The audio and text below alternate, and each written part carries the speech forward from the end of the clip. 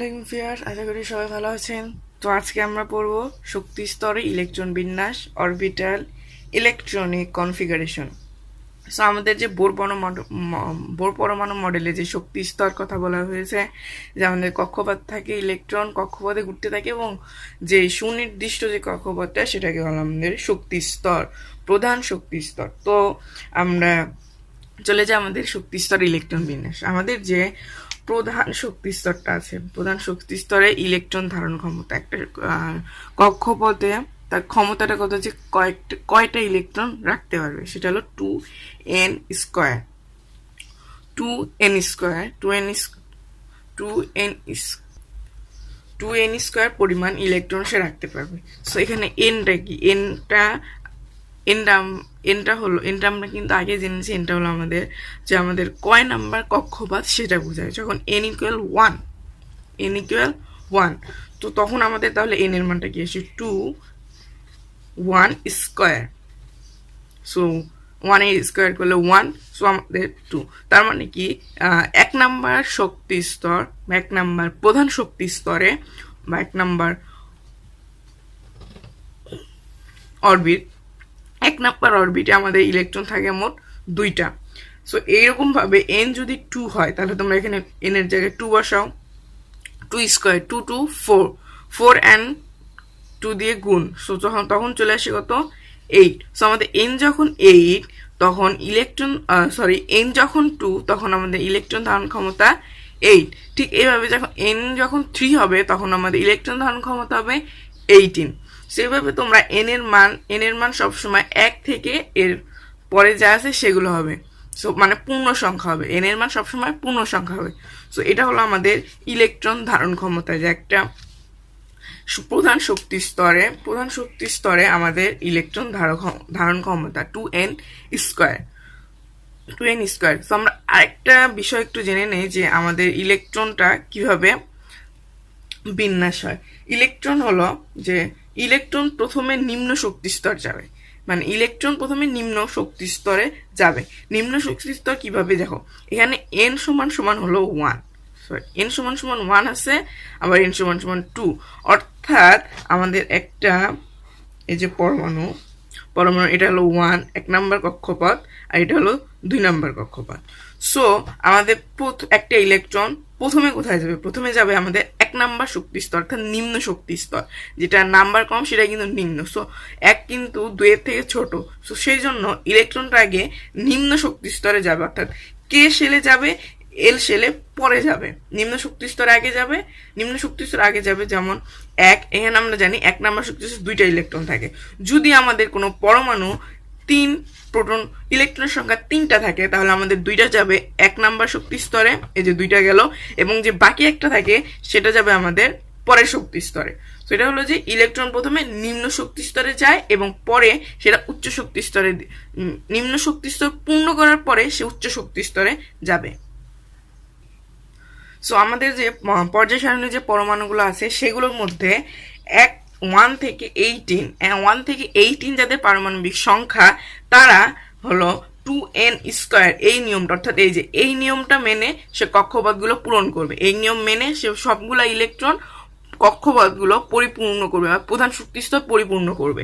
So আমাদের 1 থেকে 18 মৌলগুলো কি, হাইড্রোজেন থেকে আর্গন, অর্থাৎ hydrogen, helium, lithium, boron, beryllium, carbon, nitrogen, oxygen, fluorine, এগুলো সবগুলো আমাদের হলো এই 2n², যে সূত্রটা আছে 2n², অর্থাৎ ইলেকট্রন ধারণ ক্ষমতা যে 2n² যে ফর্মুলাটা আছে সেটা মেনটেন করে সে সবগুলো কক্ষপথ পরিপূর্ণ করবে। কিন্তু আমাদের এই যে 18 পরে, অর্থাৎ 19 থেকে যে পরের মৌলগুলো আছে, আমাদের মৌল কিন্তু মোট 118টা। সো 18 পরে থেকে এবং আমাদের যে পরের মৌলগুলো আছে সেগুলো সবগুলো অন্য আরেকটা নিয়ম মেনে চলে। সেই অন্য যে এই নিয়ম মানে না, এই মানার একটা কারণ আছে, সেই কারণটা আমি একটু পরে বলতেছি। তো আমরা মানে না, এর কারণটা হলো যে পটাশিয়াম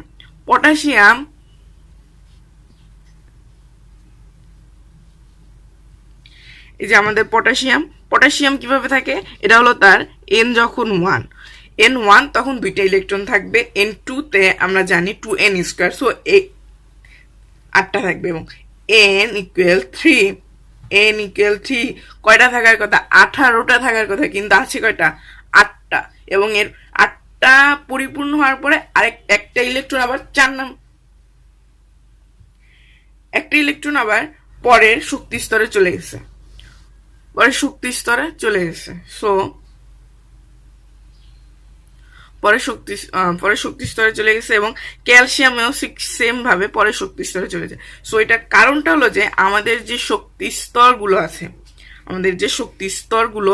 সেগুলো আবার উপস্তর থাকে, কয়েকটা উপস্তর আছে আমাদের। এটা হলো আমাদের প্রধান শক্তি স্তর হলো আমাদের n ইকুয়াল টু 1 2 3 4 5 এগুলো।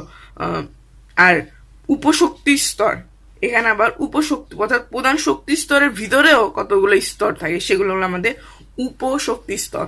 তো আমরা এখন উপশক্তি স্তর সম্পর্কে জানবো। আমরা জেনে নেই উপশক্তি স্তর সম্পর্কে, যে আমাদের এখানে বললো যে প্রতিটি প্রধান শক্তি স্তর এক বা একাধিক উপস্তর থাকে। সো আমাদের এই উপশক্তি স্তর যে আছে সেটাকে আমরা এল দ্বারা প্রকাশ করব, এল দ্বারা, স্মল এল দ্বারা প্রকাশ করা আমাদের উপশক্তি স্তরটা।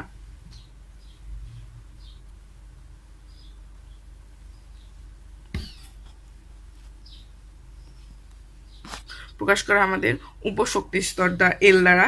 সো এল এর মানটা কি হবে? এল এর মান হবে 0 থেকে n-1, অর্থাৎ আমাদের কক্ষপথ যেটা থাকবে, কক্ষপথ থেকে 1 কম হলো আমাদের 0 থেকে 1 কম, অর্থাৎ কক্ষপথ যদি আমাদের 1 হয়, 1 থেকে 1 মাইনাস করতে, তাহলে কি 0, অর্থাৎ আমাদের n এর মান যখন 1 হবে, এখন আমি এখানে দিয়ে দিছি যে n এর মান n ইকুয়াল যখন 1 হবে তখন l এর মান হবে 0। দেখো তোমরা সেভাবে যদি n-1 আমরা লিখি, যে 0 থেকে n-1, সো আমাদের আলটিমেট রেজাল্ট কি 0 মাইনাস n এর মান যখন 1 মাইনাস 1 কত হচ্ছে 0, সো আমাদের আলটিমেট রেজাল্ট আসে 0। সো এই জন্য l এর মান হলো 0। সো এরপরে আবার n ইজ ইকুয়াল টু 2, অর্থাৎ a2 মাইনাস 1, তাহলে আমাদের মানটা কি আসে? যে 1, 0 থেকে 1 পর্যন্ত, 0 থেকে 0 পর্যন্ত, আর 0 থেকে 1 পর্যন্ত। সো 0 আর 1 এটা কিন্তু পূর্ণ সংখ্যাগুলোই আসবে। এরপর আবার n ইজ ইকুয়াল টু যখন 3 হবে তখন 1 0 1 এবং 2 হবে, যেমন n-1, তাহলে n এর মান হলো 3 and 1 মাইনাস, তাহলে কত আসে আমাদের 2। সো এই জন্য 0 থেকে 2 পর্যন্ত, 0 থেকে হবে কিন্তু 0 to 2, 0 থেকে 2 পর্যন্ত, অর্থাৎ 0 1 2, n এর মান যখন 3 তখন আমাদের 0 l এর মান হবে 0 1 2 3। সো আমাদের n ইজ ইকুয়াল যখন 4 হবে তখন হবে l এর মান হবে 0 1 2 3। সো এইভাবে দেখো n এর মান 4, সো 4 মাইনাস 1 তাহলে 3। সো 0 থেকে 3 পর্যন্ত, 0 1 2 3। সো এখানে আবার কিছু কথা আছে, যে যখন l মান 0, এই 0 কে প্রকাশ করা হয় h দ্বারা, 1 কে প্রকাশ করা হয় p দ্বারা, এবং 2 কে প্রকাশ করা হয় d, এবং 3 কে প্রকাশ করা হয় f দ্বারা। সো যখন আমাদের l এর মান 0, তার মানে s, 1 দ্বারা বোঝায় p, 2 হলো 3 এবং 2 হলো d, এবং 3 হলো আমাদের f। তো এখানে যখন n ইজ ইকুয়াল টু 1, তখন আমাদের এখানে তো আলটিমেট হলো l ইকুয়াল টু 0, তাহলে আমাদের 1s হবে, 1s। দেন আবার n ইজ ইকুয়াল টু 2, এবং l ইজ ইকুয়াল টু 0 এবং 1, তাহলে আমাদের এখানে দুইটা অরবিটাল আছে, দুইটা উপশক্তি স্তর। 1 নাম্বার প্রধান কক্ষপথে আমাদের উপশক্তি স্তর একটা, এবং 2 নাম্বার শক্তি স্তরে আমাদের প্রধান উপশক্তি স্তর 2টা। সেই 2টা কি? সেটা হলো 2s and 2p। এই যে 0s 1p আর 2 তো আমাদের শক্তি স্তর, 2 প্রধান শক্তি স্তর। এরপরে আমরা আসি আবার 2 ইজ ইকুয়াল টু যখন d, then n is equal to 3 এবং l এর মান হলো 0 1 2, তাহলে আমাদের এখানে মানটা কত আসে? এই যে এখানে মানটা কত আসবে? ফার্স্টে আসবে 3s, অর্থাৎ 30, দেন 3p, then 3d, 3s 3p and 3d।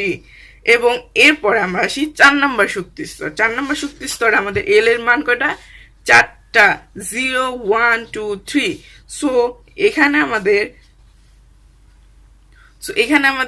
কি আসে যে 4s is 40, 4p, 4d, 4d and 4f।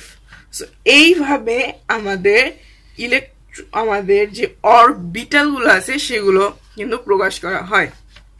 যে আমাদের 1 নম্বর শক্তি স্তরে 1s, যখন 2 নম্বর শক্তির স্তর আসবে তখন আসবে 2s and 2p, 3 নম্বর শক্তি স্তরে 3s, 3p and 3d, 4 নম্বর শক্তি স্তরে আসবে 4s, 4p and 4d and 4f, অর্থাৎ 4টা অরবিটাল চলে আসবে। 4 নম্বরে চলে আসছে 4 5 6 7। আমাদের 4 5 6 7 যখন আসবে তো সবগুলো কিন্তু 4টা করে অরবিটাল থাকবে, অর্থাৎ 4s, 4p, 4d and 4f। So এই হলো আমাদের উপশক্তি স্তর। এবং উপশক্তি স্তরে কিন্তু একটা ইলেকট্রন ধারণ ক্ষমতা আছে। সো সেই ইলেকট্রন ধারণ ক্ষমতাটা কি, সূত্রটা কি, সেটা হলো যে অরবিটালে ইলেকট্রন ধারণ ক্ষমতা, অর্থাৎ উপশক্তি স্তরে আমাদের ইলেকট্রন ধারণ ক্ষমতা হলো 2 × 2l + 1। 2 আমরা এখন ধরেন এল এর মান যখন 0 হবে, এল এর মান 0, এল এর মান 0, তাহলে আমাদের 2 × 2 × 0 + 1। এখানে আলটিমেট রেজাল্ট আসে 0, সরি এখানে আলটিমেট রেজাল্ট আসে 0। তাহলে আমাদের 2 × 0 + 1 কত আসে? 1। তাহলে আমাদের শক্তি স্তর এল যখন 0 তখন আমাদের ইলেকট্রন ধারণ ক্ষমতা কত? 2। তার মানে আমাদের এ যে 1s অর্থাৎ 0, এল এর মান কি? 0। তাহলে আমাদের 1s এ কয়টা ইলেকট্রন থাকবে? 1s এ থাকবে 2টা electron. So I think clear যে 1s আমার কয়টা থাকবে? 2টা ইলেকট্রন থাকবে। এরপরে আমাদের এল এর মান যদি আসে 0, অর্থাৎ তাহলে 1s এ থাকবে, 1s যেহেতু একটাই অরবিটাল আছে তাহলে এখানে আমাদের 2টা ইলেকট্রন। সো এরপরে আবার যদি 2s এ আমাদের কয়টা ইলেকট্রন থাকবে? সেম ভাবে কিন্তু 2s এও 2টা ইলেকট্রন থাকবে, অর্থাৎ 2s যে আছে এখানে 2টা ইলেকট্রন, এবং 2p এখানে কয়টা ইলেকট্রন থাকবে? 2p, p এর মান কত? 1, p এর মান কত? 1, p এর মান 1। তাহলে আমাদের এখানে, তাহলে আমরা আমাদের এই সূত্র অনুসারে কত আসে যে 2 × 1 + 1। তাহলে 2 × 1 কত আসে? 2 + 1, তাহলে 3, অর্থাৎ 2 × 3 অর্থাৎ কি 6। তো আমাদের 2p তে কয়টা ইলেকট্রন থাকবে? 6টা। 2p তে থাকবে 6টা ইলেকট্রন। আমি একটু ক্লিয়ার করে লিখি যে 1s যখন আসলো তখন আসলো 2, মানে 2টা ইলেকট্রন থাকবে, ইলেকট্রন 2টা থাকবে। যখন আমাদের এখানে এল অনুসারে, এল এর মান অনুসারে লিখতেছি যে এস মানে তো 0, তাহলে এল এর মান 0। সো দেন আমাদের আসলো 2s and 2p, 2s এবং 2p।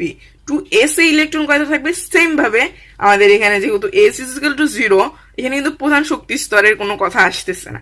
সো জাস্ট আমরা উপশক্তি স্তর নিয়ে আসতেছি। তো উপশক্তি স্তর নিয়ে বলবো, উপশক্তি স্তর s = 0, তাহলে আমাদের এখানে আসে 2টা ইলেকট্রন থাকবে, এখানে 2টা ইলেকট্রন থাকবে, এখানে 6টা ইলেকট্রন থাকবে। তাহলে মোট ইলেকট্রন কয়টা থাকবে আমাদের 2 নম্বর শক্তি স্তরে? 8টা। 2 নম্বর শক্তি স্তরে ইলেকট্রন থাকবে আমাদের 8টা। সো এরপরে আবার যখন 3s, 3p and 3d, 3s, 3p and 3d, 3s এ থাকবে আমার 2টা ইলেকট্রন, সেম ভাবে এখানে থাকবে আমার 6টা ইলেকট্রন। এন্ড আমরা জানি কি ডি এর মান 2, তাহলে এখানে যখন আমরা 2 বসাবো, অর্থাৎ আচ্ছা আমি নিচে রেখে যে 2 এই সূত্র অনুসারে 2 × 2 × 2 + 1, তাহলে 4 + 1 তো 5, অর্থাৎ আমাদের 10টা, অর্থাৎ আমাদের 3d তে থাকবে মোট 10টা ইলেকট্রন। তাহলে মোট আমাদের ইলেকট্রন থাকবে দেন 18টা ইলেকট্রন। সো আমাদের কিন্তু 3 নাম্বার যে প্রধান শক্তি স্তর আছে সেটাতে কিন্তু 18টা ইলেকট্রন থাকে। এটা আমরা কিন্তু 2n² দিয়ে জানি। এবং আমাদের প্রত্যেকটা উপস্তরে যে ফর্মুলা সেটা হলো 2 × 2l + 1, এটা হলো আমাদের উপশক্তি স্তরে মোট কয়টা ইলেকট্রন থাকবে সেটা, উপশক্তি স্তরে কয়টা ইলেকট্রন থাকবে সেটা। সো আমাদের যে পটাশিয়াম এবং ক্যালসিয়াম, এখানে কিসের জন্য 8টা ইলেকট্রন আছে এবং এরপর আরেকটা ইলেকট্রন, মোট আমাদের 9টা ইলেকট্রন কিন্তু দেওয়া হয় নাই। কেন দেওয়া হয় নাই সেটা আমরা এখনই জানতে পারবো। সো আমাদের ইলেকট্রন বিন্যাসগুলো আমরা একটু শুরু করি। সো ইলেকট্রন বিন্যাস করা শুরু করি। ইলেকট্রন বিন্যাস করা শুরু করলেই আমরা এই জিনিসগুলো খুব সুন্দরভাবে জানতে পারবো। সো আমরা এখন অরবিটালে যে ইলেকট্রন সংখ্যাটা পুরোপুরি একদম ক্লিয়ার করে নিই যে প্রত্যেকটা অরবিটালে আমাদের এন অনুসারে যদি আমাদের বলে যে এন ইজুয়াল টু, মানে এন প্রধান শক্তি স্তরের মাধ্যমে দেখাও, প্রধান শক্তি স্তর এবং উপশক্তি স্তরের মাধ্যমে আমাদের ইলেকট্রন সংখ্যা এবং মোট ইলেকট্রন সংখ্যা কত হবে সেটা একটু আমরা দেখে নিই। সো আমাদের এন ইজুয়াল টু 1, তাহলে আমাদের এল এর মান কত আসবে 0। এল কিন্তু এল ইজুয়াল টু আসলো 0। তাহলে আমাদের এখানে শক্তি স্তর কয়টা থাকবে, তাহলে এখানে আমাদের ইলেকট্রন সংখ্যা কত, 2। তাহলে মোট ইলেকট্রন সংখ্যা 2। এটা গেল আমাদের এন এ ইজুয়াল টু যখন 1 হবে তখন, সেটা আমাদের এন ইজুয়াল টু 1 সেটা তখন গেল। দেন আমাদের এন ইজুয়াল টু আসলো 2 আসার সাথে সাথে কিন্তু এল 2টা মান হয়ে যায়, 2টা মান হয়ে গেল। সো এল ইজুয়াল টু 0 এবং এল ইজুয়াল টু 1। তাহলে যখন আমাদের 0 থাকবে, 0, হ্যাঁ 0, 0, তখন আমাদের কয়টা ইলেকট্রন থাকবে, 2টা, সেম 2টা। আবার এল ইজুয়াল টু 1, তখন আমাদের ইলেকট্রন আসবে 6টা, ইলেকট্রন আসলো 6টা। তাহলে মোট ইলেকট্রন সংখ্যা হলো 8।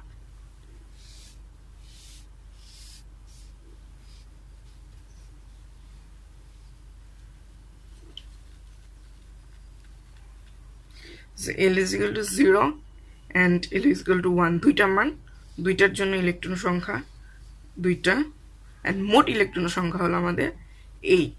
যখন যদি n is equal to 2 just বলে তখন আমাদের মোট ইলেকট্রন সংখ্যা চলে আসবে 8, অ্যান্ড এল এর মান যখন 0 তখন 2টা ইলেকট্রন, এল এর মান যখন 1 তখন 6টা ইলেকট্রন।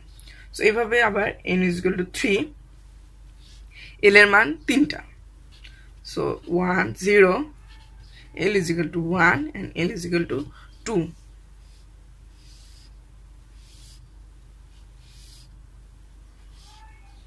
তাহলে ফার্স্টে আসে আমার 2টা ইলেকট্রন, এরপরে আসে আমার 6টা ইলেকট্রন, এবং এরপরে আমাদের আসে 10টা। আমি কিন্তু এই সূত্রে তোমরা বসাও এবং দেখে নাও যে আমি যে লিখতেছি এটা ঠিক আছে কিনা।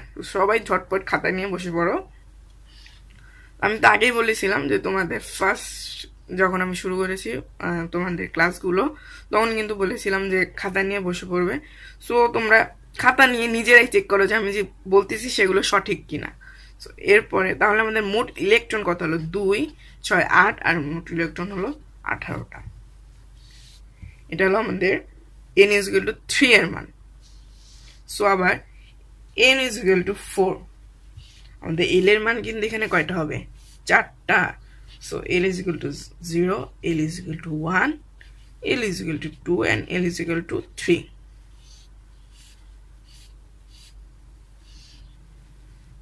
সো আমাদের অরবিটাল ইলেকট্রন সংখ্যা কত আসে, l যখন 0 ইলেকট্রন 2টা থাকবে, এখানে তুমি 0 বসায় দেখো যে কয়টা ইলেকট্রন থাকে।